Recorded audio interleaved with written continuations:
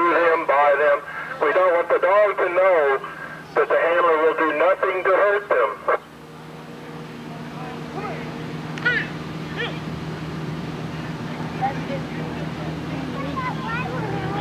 Okay, once we have the dogs where they have basic obedience, we take the dogs off leash, we make our obedience even harder.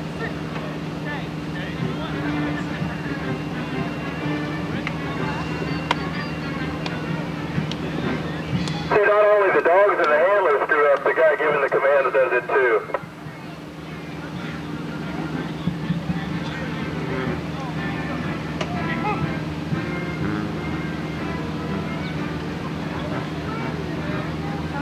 I see they cheat once in a while too.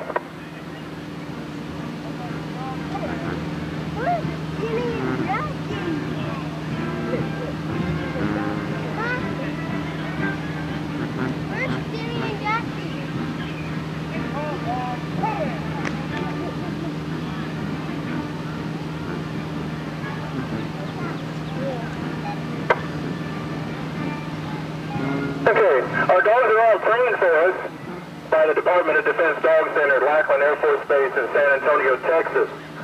They do all the basic obedience jobs.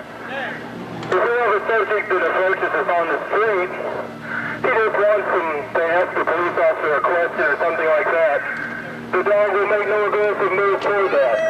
We call it a full run. As you'll be able to see that the individual can walk up to the dog team, ask him any questions, or ask him directions.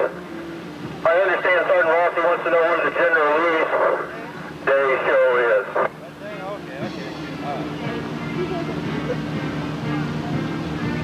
As you can see, the dog stayed in position, made no aggressive moves toward the individual. Okay, as we move along, the subject's going to reapproach the dog.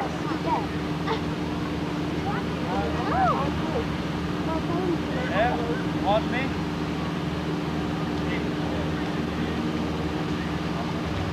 Outstanding warrant.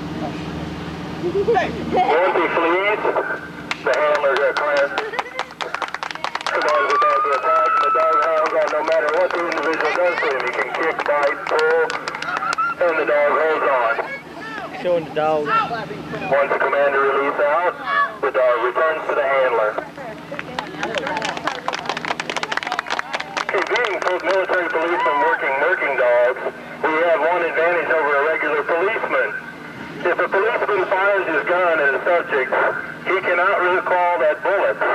We have the ability to recall the dog once he's been released. Don't tell me warrants again, right? You see the subject flees. He decides he wants to give up.